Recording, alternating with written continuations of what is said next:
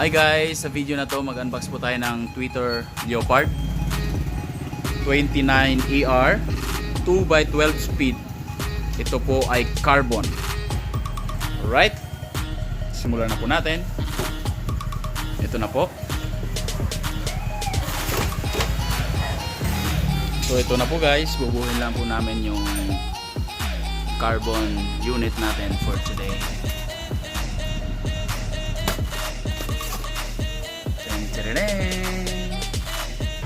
So guys, binuksan po namin lahat, tinanggal po namin yung foam para makita po namin kung may gas-gas o wala. So tanggalin na po natin para sa alagyan natin yung handlebar. Yung pinakaunang ginagawa po namin pag nagbuo kami ng bike. So yan na po, lagay po natin yung handlebar. So guys, dapat po nakaharap po yung tweeter para mas maganda po yung assembly natin. So sabay po yung paghigpit ng mga bolts natin. Yan. Sabay-sabay tayong gumalaw. Ganda. Carbon. So guys, after natin nilagay yung handlebar, lagay na po natin yung front wheel. So since nakalagay na po yung rotor niya guys, ito po yung rotor niya. Ang ganda po guys kasi may spacer. Dito po. Natatanggal po, madaling tanggalin. Ayan na po. So yun na po. Mostly for pag high ends talaga guys, nakakabit na po yung hydraulic brake, yung rotor. So ilalagay mo na lang po.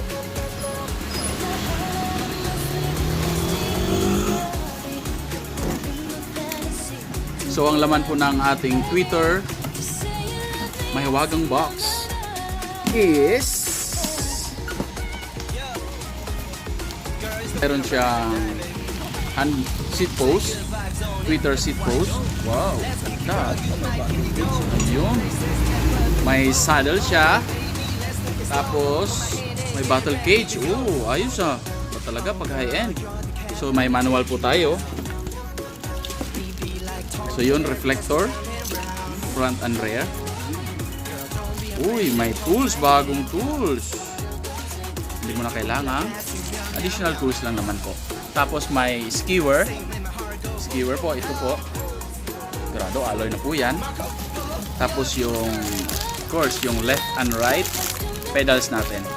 Yan po, nakalagay po dyan yung left and right. Para hindi kayo malito.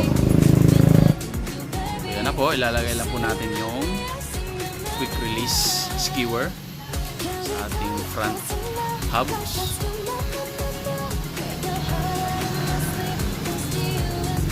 Napakadali. Kahit si lolo at lola kayang-kaya. Yeah.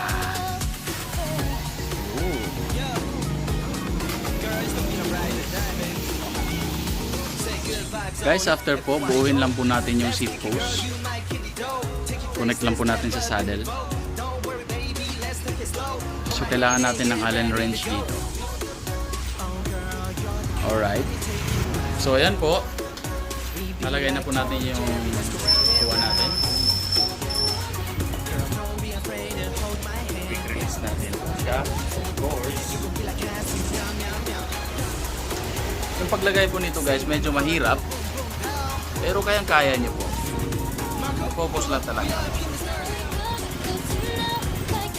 So after po guys, lagay lang po natin yung battle cage. Allen lang po yan. And then, almost done. Guys, buo na po natin yung Twitter Carbon. Ito po yung Twitter Leopard Pro 29ER Nano Carbon. Ganda.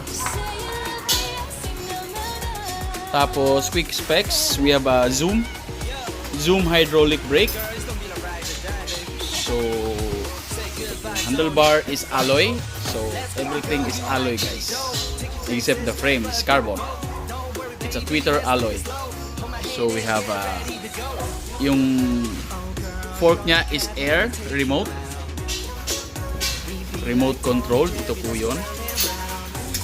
So, yung tire niya is Innova Pro CrossFit. So, for cross country din po. Skin wall. Skin type yung wheel niya. 29 wheel size. So, yung print niya is glossy. Quick release yung front wheel hubs. So yung hubs niya is brand is Retrospec. Retrospec din po. So Twitter, ito po.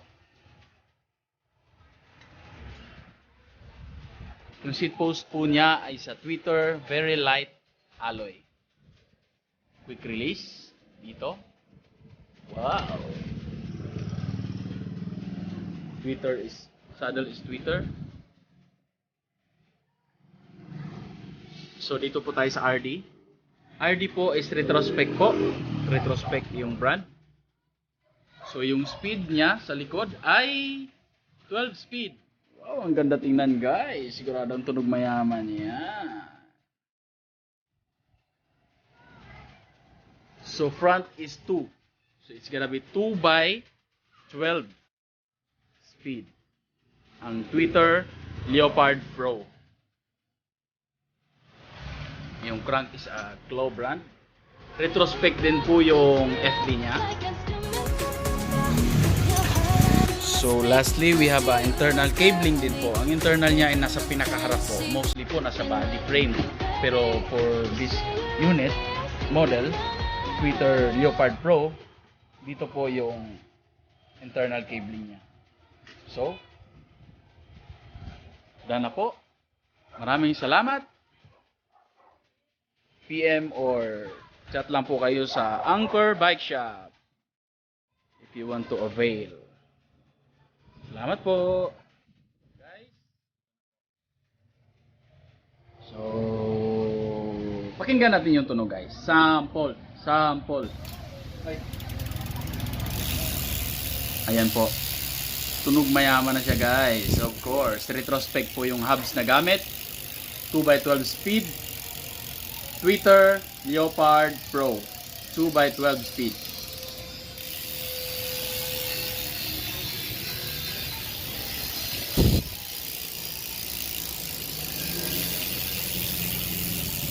Salamat po.